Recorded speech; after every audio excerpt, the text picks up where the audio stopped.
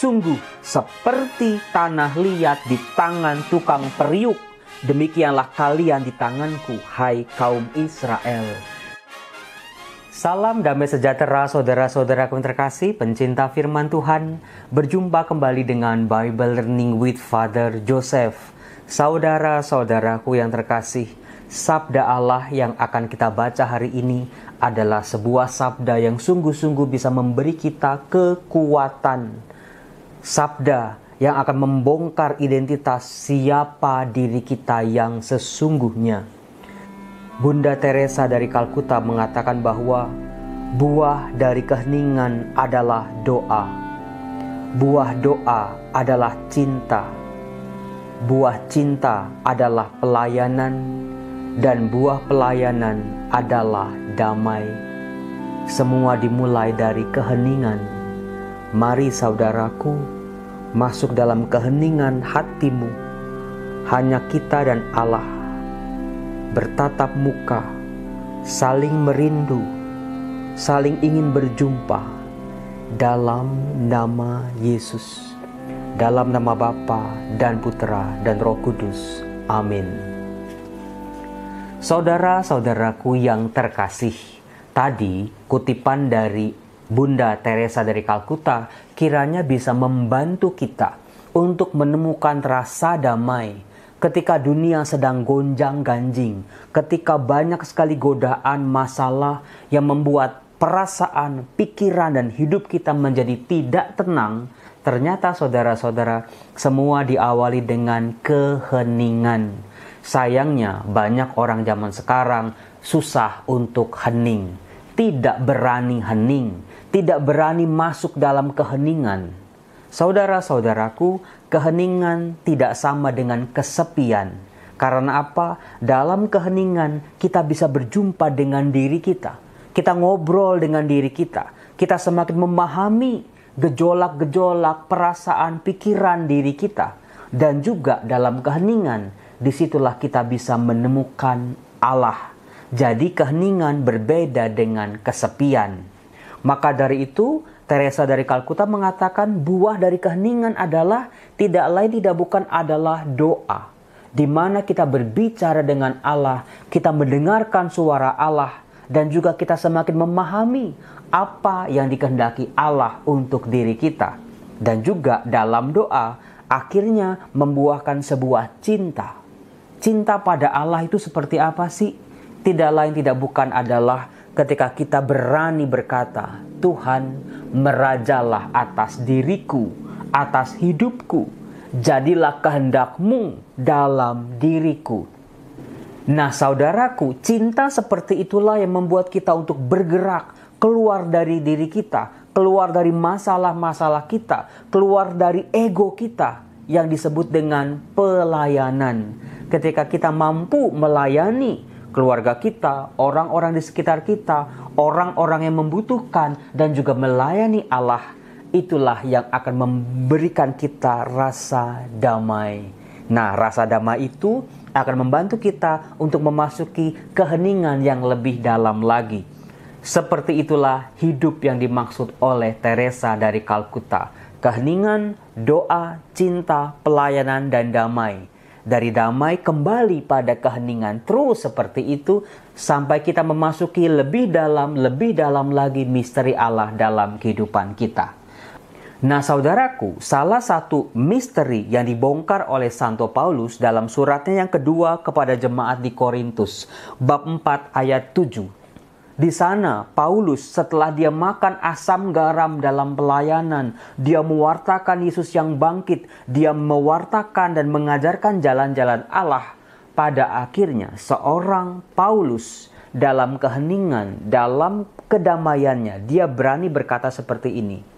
Saudara-saudara, harta pelayanan sebagai rasul kami miliki dalam bejana tanah liat. Supaya nyata bahwa kekuatan yang berlimpah itu berasal dari Allah, bukan dari diri kami sendiri.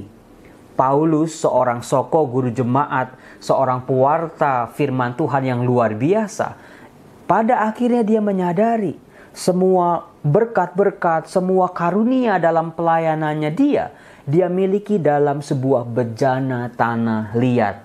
Seperti apa sih bejana tanah liat? Kualitas apa yang dimiliki oleh sebuah bejana tanah liat? Nah, saudaraku, di depan saya ini ada 4 jenis wadah. Yuk, sama-sama kita membayangkan. Misalnya seperti ini, kardus. Apakah kardus bisa tahan kalau direndam air atau terkena air? Wah, pasti nggak bisa, Romo. Kardus seperti ini tidak bisa untuk menampung air. Dia akan rusak. Kemudian kalau dibakar dengan api, apakah kardus bisa tahan? Juga tidak. Tetapi kalau dibanting, dia akan tidak berubah wujudnya. Sementara kalau plastik kalau dikasih air, dia bakal tahan, Romo. Bahkan botol-botol minuman mineral itu, kalau di laut itu atau sedotan itu akan bertahan ratusan tahun. Tapi kalau dibakar dia akan meleleh. Bagaimana dengan dibanting? Saya banting coba ya. Masih bertahan. Nah, sementara kalau yang ini, yang kaleng, kalau dikasih air, wah dia tahan, Romo, ini aja isinya air. Lalu juga kalau dibakar, dia juga akan tahan. Tapi kalau dibanting, pelan-pelan, dia tidak akan rusak. Lihat saudara-saudaraku, itu 3 jenis yang pertama, kardus, plastik, dan kaleng. Masing-masing punya karakternya sendiri-sendiri. Bagaimana dengan tanah liat? Kalau dikasih air, pasti tahan, Romo. Kalau dibakar, juga tahan, Romo. Tetapi dia paling tidak tahan kalau dibanting. Pasti pecah. Bejana tanah liat, memang dia hancur berkeping-keping, rapuh kalau dia jatuh. Kalau dia terkena benturan benda keras. Tetapi dia punya keistimewaan. Yang pertama, dibuat langsung oleh tangan manusia. Lalu yang kedua, dibentuk secara luar biasa menurut bentuk yang dikehendaki oleh si tukang tanah liat itu. Lalu yang ketiga, untuk bisa menjadi keras, dia harus dibakar di tanur api yang membara. Nah, saudaraku, maka tidak heran dalam salah satu nubuat Nabi yang bisa kita temukan dalam nubuat Nabi Yeremia bab 18. Di situ secara luar biasa ternyata sejak ribuan tahun yang lalu manusia sudah mengenal teknologi mengubah tanah liat menjadi bejana. Bisa dibentuk sesuai dengan apa yang dikehendaki si pembuatnya dan juga mempunyai kualitas untuk menampung air. Dibakar dia nggak apa-apa, tapi kelemahannya cuma satu, jangan sampai dia jatuh, dia akan pecah berkeping-keping dan sulit sekali untuk dibentuk kembali. Nah, dalam nubuat Nabi Yeremia dikatakan seperti ini. Yeremia diutus oleh Allah. Allah berkata, "Pergilah segera ke rumah tukang periuk." Tukang periuk artinya tukang tanah liat. "Di sana aku akan memperdengarkan sabdaku kepadamu." Nah, dilanjutkan, Yeremia menuruti perintah Allah, dia pergi ke rumah tukang periuk. Kebetulan tukang periuk itu sedang bekerja. Lalu di situ Yeremia mengamati apa yang sedang dilakukan oleh tukang periuk. Apabila bejana yang sedang dibuatnya dari tanah liat itu rusak di tangannya, maka tukang periuk itu mengerjakan kembali menjadi bejana lain menurut keinginannya. Saudara-saudaraku, dengan mudah kita membayangkan, sebelum memiliki bentuk seperti ini dan juga kekerasan seperti ini, vas bunga ini dibuat dari tanah liat, dikasih air, lalu juga dibentuk seperti adonan, lalu diletakkan di pengirikan yang berputar. Nah, dari putaran itu, si tukang periuk bisa membentuk bentuk-bentuk yang dia kehendaki. Kalau misalnya dia mau buat gelas, tetapi kok jadinya piring, tidak sesuai dengan yang dikehendakinya, maka dia tidak segan-segan untuk membentuk ulang, mumpung belum keras. Lalu Tuhan bersabda kepada Yeremia, "Masakan aku tidak bertindak terhadap kalian seperti tukang periuk ini, hai kaum Israel. Demikianlah sabda Tuhan, sungguh seperti tanah liat di tangan tukang periuk, demikianlah kalian di tanganku, hai kaum Israel. Saudara-saudaraku yang terkasih, sadarlah sesadar-sadarnya ketika Allah menciptakan kita, Allah membentuk kita di rahim ibu kita. Allah tidak sedang main-main, Allah sedang serius.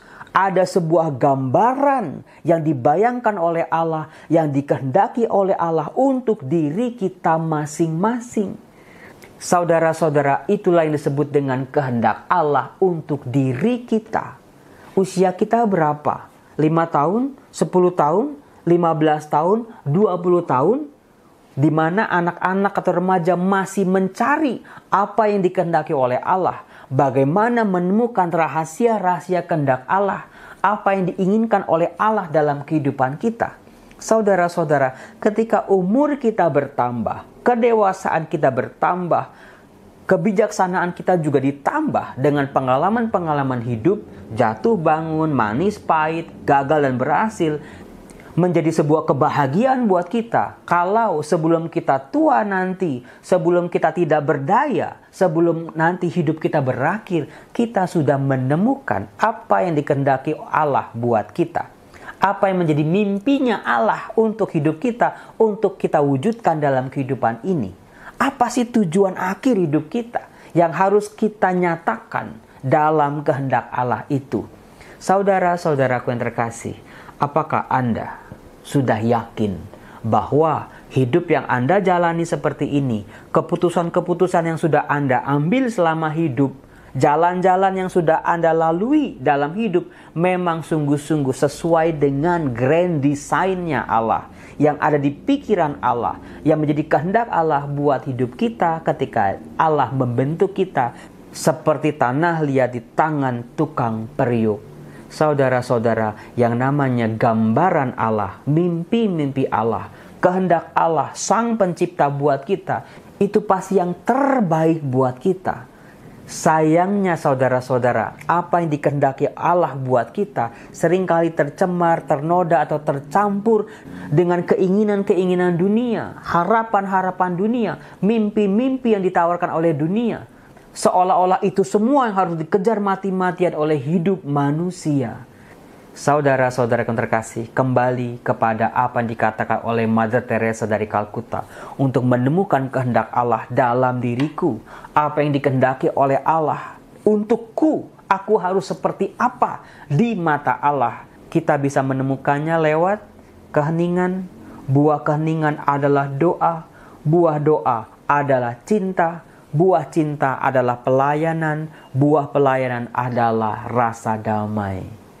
Rasa damai bisa tercipta ketika kita bisa berani berkata, Tuhan, inilah aku, anakmu, seperti yang kau kehendaki, berkenan di matamu. Salam damai sejahtera saudara-saudara, semoga saya dan juga Anda dalam perjalanan hidup ini, kita menemukan rahasia kehendak Allah untuk hidup kita. Salam, Tuhan memberkati.